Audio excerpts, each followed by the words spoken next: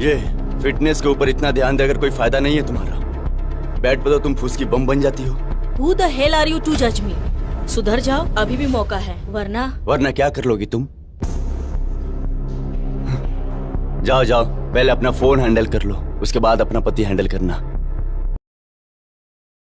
मुझसे बात करनी थी? हाँ बेटा। ओके, मैं आती हूँ। जल्दी आ जाओ। तुमको तो मैं बाद में देखती हूँ।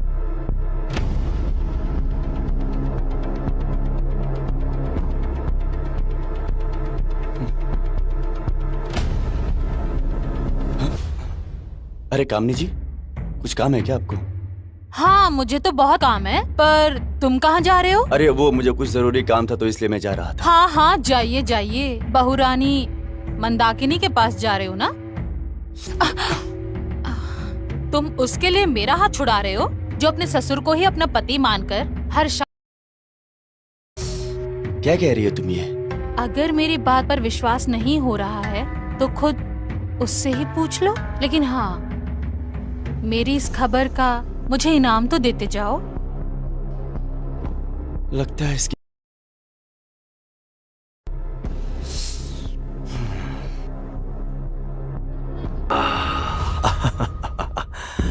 मजा आ गया। आज तो बहुत ही मजा आ गया। ये कुछ अलग ही एडवेंचर। इधर इधर आके बैठ जाओ।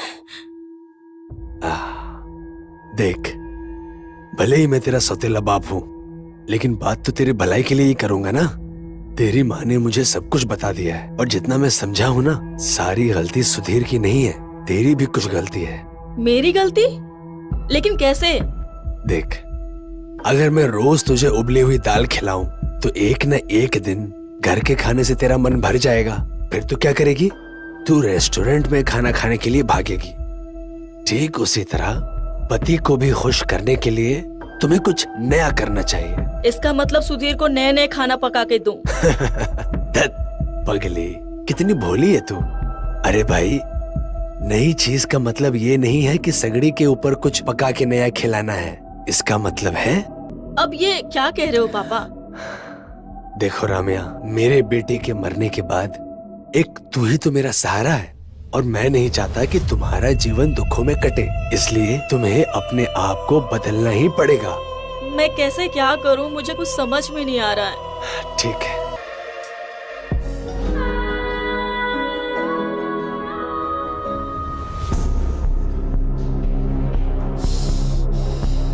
आजकल चल क्या रहा है तुम्हारे साथ? गुस्सा क्यों हो रहे हो इतना? गुस्सा होने वाली काम करोगी तो गुस्सा ही होऊंगा ना।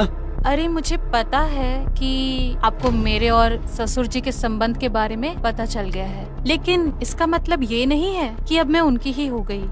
कभी आपके पास तो कभी उनके पास।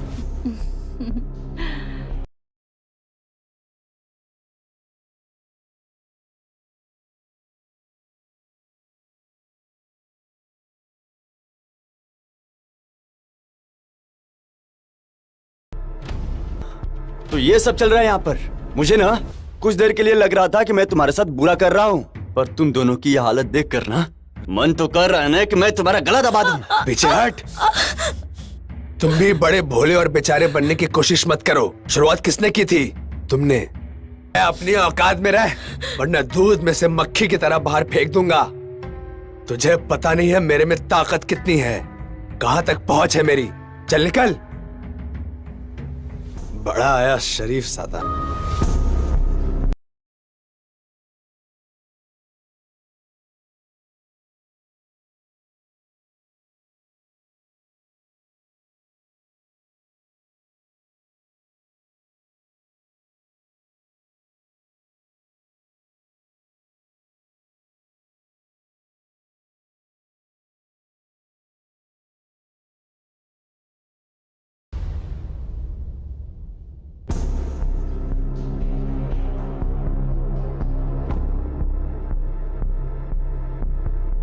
हाँ? अरे कौन है? धीरेंद्र जी, आप हो क्या? मधु, तेरी ऐसी हालत। नाम मत लीजिए आप मेरा।